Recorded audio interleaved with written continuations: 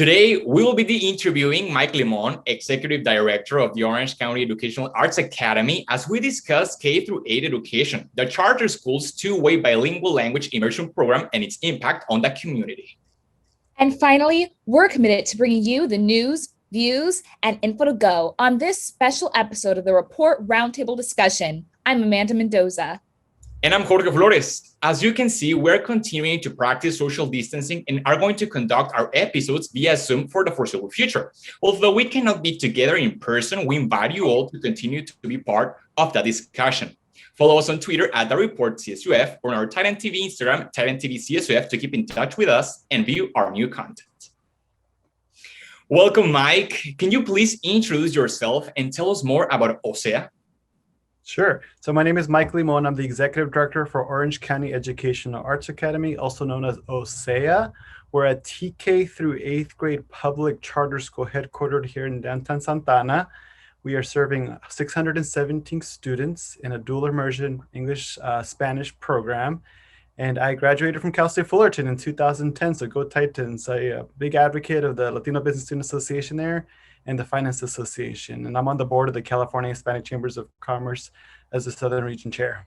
I'm so happy you're here today, Mike. And it's especially amazing to hear that you're a CSUF alumni as well. So I'd like to ask you, so how are charter schools established exactly? I know some people are very confused about what charter schools are and their purpose, but can you clarify that a little bit for the audience? Oh, most definitely. So we're a nonprofit organization. We are a public organization. And so the way a charter school is constructed is you've got either community leaders, previous educators, or an elected official I've seen has done this before, is they basically get a group of stakeholders together to build what's called a charter. And so it's basically a charter petition that would be presented to an approving entity, which would be like a school district, which would be step one. And in that charter petition, you've got 15 elements that range anywhere from education, an overview on the educational program, employee qualifications, your governance structure, health, employee return rights, insurance, you name it. There's 15 articles or exhibits or elements that you need to put into your charter petition. Once it's all said and done, it's like a 400-page charter petition that's constructed, and then you got to go to the school district that you want to construct that charter school. So like, for example, here in Santa Ana Unified School District would be the authorizer in that first step. And so we would take our charter petition to the school district board meeting for the board members to have a public presentation on the vision of what the school could look like. Then you go back 30 days later for a board decision or a board to take action on whether or not they want to approve the charter petition to be able to open your school. And so we actually just went through this process last December, where every charter school needs to go through this process every 5 years to ensure the fidelity of the program and student outcomes and the financial stability of the organization are monitored. And so, like I mentioned, we just went through this last year, which was a labor-intensive process. It was about a 6-month process to prepare for. But basically, you got to go through this process every 5 years to get your charter renewed. And in that charter, you talk about your financials, the academic program, academic outcomes. If the school's been around for 16 years like us, we do this every 5 years. So it's really a collaborative effort between the stakeholders that want to build the charter school, the school district that would authorize it. And if they do not authorize it, you have the option to go to the county. So for example, Orange County Department of Education would be the next step if the school district does not approve it. In the past, if the county didn't approve it, the state of California, the California Department of Education would be able to take that petition on, but they just changed the legislation and it would die at the county level at this point. You know, Mike, and that's so interesting because you just told us the process of the establishment of a charter school. Just to make sure, what is the difference then between a public, private, magnet, and charter school? Okay, so the way, if I were to break this down a little bit, I would put the private school in one bucket. I would put the charter school, the public, as you know it, school, and the magnet into one bucket. Those three segments or classifications, if you will, are all public agencies. So, your traditional public schools through a school district, I think we all understand they're a public organization or public school. The charter schools are also a public entity receiving public funds to run the program. And the magnets are also a public entity, more of a traditional public school.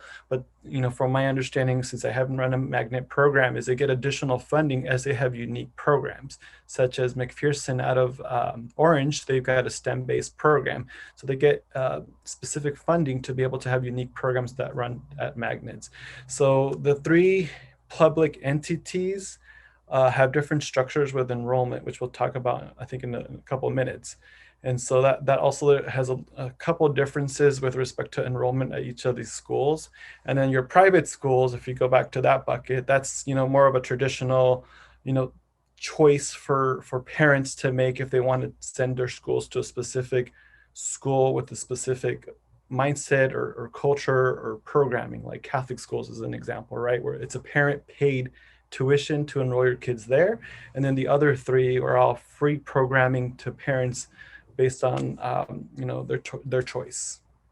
Wow. So it sounds like there are lots of benefits to each of these schools, but really seems like that there are a variety of options depending on what you want your child to be surrounded by. So I'd like to ask you, so what challenges do charter schools face in this day and age?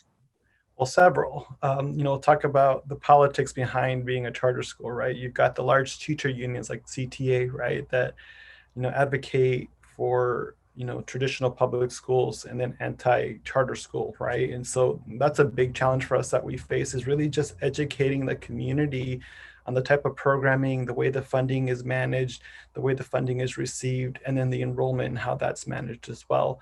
And so, in general, it's the politics behind running a charter school and the education are what our challenges are. And then also, of course, if you're looking at a traditional school district, you've got the district office, and then you've got all your schools that you are supervising within that jurisdiction.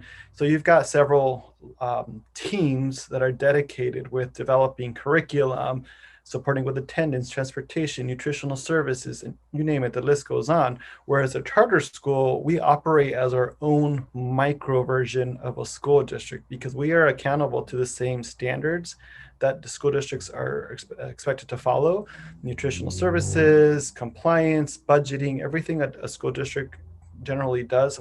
We also need to have those same standards in place.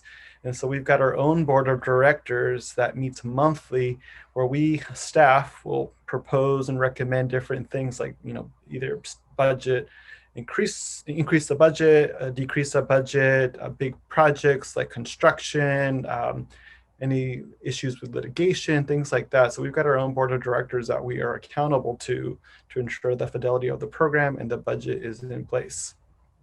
That is so interesting, Mike, once again, because we're looking into the behind the scenes of our charter school. Now, looking into the other way, and we just mentioned this, what is enrollment like for families and students? Sure. So like I mentioned, we're a public serving school. And so our approach is we have an annual lottery that we conduct typically in March. So depending on how many open seats there are, for example, TK and kinder, and sometimes, first through eighth will have open seats. And so primarily our lottery is focused on TK and kinder, as those will be brand new students coming to our school. And so we tend to have, let's just say, 120 open spots generally. And so we'll, go through the process where we conduct monthly parent tours for any parents that are interested to learn about our dual immersion program. And we invite them to take a facility walkthrough. This year, of course, was all virtually. And so parents would fill out their paperwork and then get a lottery number. So once we, do those months of tours leading up to March, we conduct a public lottery, and students get placed in a spot or on a wait list, depending on how fortunate they are, right? And then for our late entries, like I mentioned, from first grade through like eighth, typically could be a little tougher for a incoming student within those grade bands to join the school because it's a dual immersion program. So imagine the struggles, that just any student faces in public education across the country. Now you throw a second language into the mix and the challenges that come with that, right? So, we go through the process to assess them, to gauge, their fluency in Spanish, and then we kind of work through that process, and they go through the lottery as well. Typically, our students, when they join us, they stick, from at least TK through 7th, 8th grade for the most part. And so we don't have a lot of open seats as you progress through your grades here at OCEAA. So I've seen some families be on the wait list for their children, like a sibling, if they want to get a sibling here, for multiple years. We just had, I think, a family last year that waited and persevered and got a spot in fourth grade this last school year. And it just kind of shows you, once you're in, folks are committed to this unique program, and are looking to support their children in this growth. You mentioned that you gauge students' Spanish skills. So kind of going off of that, can you tell us more about the English-Spanish immersion program? Sure. So we have a 90-10 model for dual immersion, which basically means that our students, as they start in elementary school and progress into middle school, it starts from 90% in Spanish curriculum all day long and 10% in English. As they progress in the grade levels and get to middle school, it tapers off to a 50% model. So 50% in Spanish curriculum and 50% in English curriculum. So the students are truly immersed into an experience where they're really learning the skills needed to be fluent in Spanish and biliterate in Spanish. We have this program where we partner up with the Orange County Department of Education called the Pathway to Biliteracy Awards. And so as our students promote out of 8th grade and go into high school, they get access to this seal that they've got this pathway to biliterate as they graduate from high school. It's a big initiative that the state of California is pushing out around a global citizenship initiative, where they want students to graduate from high school with a global mindset and a second language, right, to be able to work globally. We think about the year that we all live together via virtual events and platforms, and how easy it is to connect with anybody, regardless of what time zone you're in, right? So that, I could foresee this initiative really growing more legs as the years come ahead. Now, Mike, you just mentioned it. The COVID-19 pandemic really hit us in a lot of areas: economics, politics, business, and education. So in your case, how has OCEAA navigated through this pandemic? I think if I finally had a chance to reflect a couple of days ago on this, and I would say resiliency would be a big topic that is in my brain right now, only because the team that made the work happen, our support staff, our teachers, nutritional services, front office, you name it, right? They went into battle to ensure that our students had access to education. So as we finished our school year a couple of weeks ago, we were running 3 programs. Whereas in a normal school year, you're running 1 program, right? Your traditional 8 to 3 program. So, where we finished was we were running our 100% distance learning for any parents that didn't want to send their kids into a building. So we were doing that from August. And then in October, we started what we were calling the priority cohort. So this is for students that had a really hard time being connected to a Chromebook or an iPad from home. So we invited them to join us on campus to learn from their computer from a building here at the school. We have 2 buildings, and we had our support staff monitoring them to ensure that they were being able to connect, or if they were needing to get connected to a particular software. We had some levels of support here. Now, those folks are our instructional aides, our PE staff, things like that. So our team really pivoted their roles and responsibilities to ensure our students were getting access to education. And so those students were anywhere from TK through 8th grade. And then in April, as we in Orange County had a safer, quote unquote, climate with respect to COVID, we invited more students and our teachers to learn and teach from our building.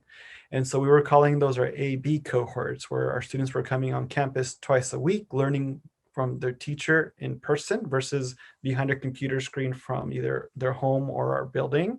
And so those grades were kinder through 3rd, and then we added 5th, and then we added a whole layer of technology as well. I'm sure you've heard of Promethean boards, or AKA smart boards, where these are oversized iPads or tablets, if you want to call them that, where they're interactive and teachers are able to connect seamlessly to Zoom and bring in applications. And for the students that were at home on those days, or whether they were in the building with the teacher because they were alternating, they got access to the same quality experience that they would get from their computer or in person, right? And then we added voice amplifiers as well. And so it took like 6 months really to investigate that research. And it took us 6 months to get Chromebooks in our hands. So OSHA, our neighbors, Orange County School of the Arts, actually let me borrow 100 Chromebooks to get our students up and running with technology, because it took 6 months because of the supply chain disaster with procurement. And so it's been a wild ride. We've promoted our 8th graders a couple weeks ago, like I mentioned, and the team pivoted on a dime and really took a step back and focused on the students' needs. And the reflection point was sometimes we put our personal needs aside to ensure that our students were getting equal access to education during a pandemic experience. So yeah, we did a lot this year. Although things have been difficult recently, it's nice to hear that OCEAA has been adapting to these changes, although things have been a little hard for everyone. But I remember that you mentioned earlier that the state of California hopes that by the time students graduate from high school, that they're globally minded. Well, to ensure that the students of OCEAA are very dynamic and worldly, I'd like to ask you, how does OCEAA promote diversity and inclusion among its staff, students, and community? Great. So we actually just got into a national partnership with this organization by the name of EL Education. Expeditionary Learning is what they were known as before. And so basically they're a national nonprofit that works with schools to develop school reform initiatives. And so one of the pillars of their work is, developing good humans, right? For lack of better words, or AKA our habits of character. And so, those habits are things like, having courage, collaboration, and perseverance, right? To name a couple of those habits. And those are the habits that we're instilling into our students as early as TK up through 8th grade. This is our second year with this national partnership, and we have a school designer that works with us weekly to ensure that these EL education principles are being integrated into the teacher professional development experience that therefore trickles down to the student population. And then us on the administration side, we actually do coffee chats. We were doing coffee chats with our parents twice a month. I think we did 27 this year, and where we would also instill those habits of character with our parents.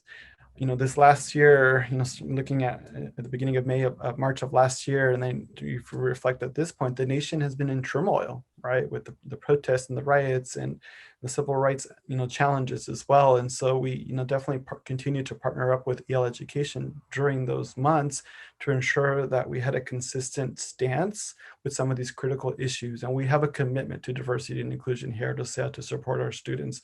We represent 93% Hispanic Latino students of our 600 plus students at OCEAA. So we have a huge commitment to that. And we've made a big investment with the EL Education partnership that we have. This is very inspiring, Mike, because that leads us to what kind of humans we are kind of creating or leading or teaching for the future generations.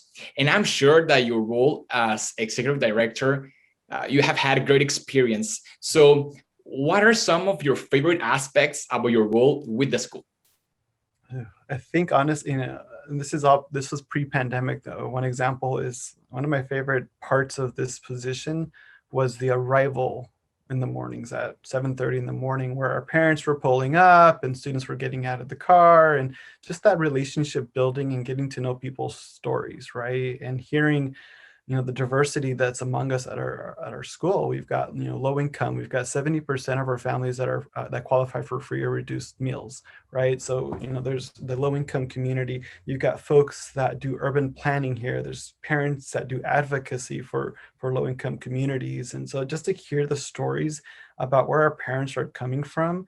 And they're not just coming from Santana. We've got students from all over Orange County and even the Inland Empire. As we're here near the county seat in Santana. And so we've got parents that represent, the southern region of California. And for me to get a chance to meet the parents and meet the students, for me, that was the best part of the day. Of course, being at a charter school and leading the advocacy to ensure that these students continually get access to this dual immersion program, which is a big value add for parents, right? They want students to leave here with the sense of culture identity, right? And be able to communicate in Spanish, and then long-term, be able to go into the workforce and have access to 2 languages to be able to be a little bit more marketable and support the communities that they come from. And so two big things really that the connection to my identity is I'm Mexican and I'm from Guadalajara, and I was born there. And so to be able to be part of the story here at OCEAA and support our community with that piece of it. And then also just the relationship building and getting to know our parents. And also, obviously having a dual immersion program here in Santana, and there's a couple, and being part of our identity here and contributing my skills is a big part as well that keeps that fire in me moving forward, right? I love hearing how passionate you are about this role and how passionate you are about ensuring that you have that relationship with parents. But I'd like to ask you, what are some goals or plans you have for the future or things you look forward to at OCEAA? So one of the biggest things that I'm really, really excited about is that we just got our charter petition renewed, like I mentioned. So in that charter petition, we heavily integrated our vision with our partnership with EL Education. And so I'm really excited about the goals that we have set forth to become an EL certified school, which means that we have done the work that we needed to do to reform our school to ensure our students are producing high quality work, that they're instilling these habits of character, and we were able to grow these young people to be ethical people, to be able to move on to high school and leave behind a legacy themselves. And so that's a big part of our vision and mission and our goals as we move into this next charter petition term, is really ensuring that we maximize our partnership with EL Education, that we integrate these core areas to ensure our students are successful. And we just also brought in a new principal. So our previous principal, Kristen Collins, has been with the school for like 15 years in different roles, and she has retired from the position. So we're really excited to have our new principal, Karina Kelty, joining us from Arizona. And so that's a big goal, really, to get her up and running, make sure she has a smooth transition into her position, and that she joins our community here in Southern California as she's coming in from Arizona. And then the other piece is really figuring out ways in the community how we can tap in to have more community partnerships. Most recently in November, we had a fantastic partnership with a local donor by the name of Ruth Prentice and a local artist, Brian Peterson, of Faces of Santana. We constructed a 7,500 square foot mural on the side of our building. So if you're driving down Broadway, you can't miss it. And so that's one thing that we just launched. So a goal being finding more community partnerships to do more initiatives or create more resources for our students.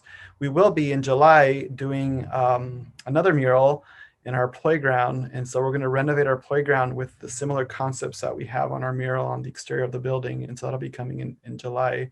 And then lastly is also every year we have staff turnover. So we're looking to hire staff regardless of what department you're interested in, whether it's nutritional services or front office, teachers. I know we've got teachers probably graduating from Cal State Fullerton this year. And so we've got some openings. So feel free to reach out if you have an interest in bilingual education.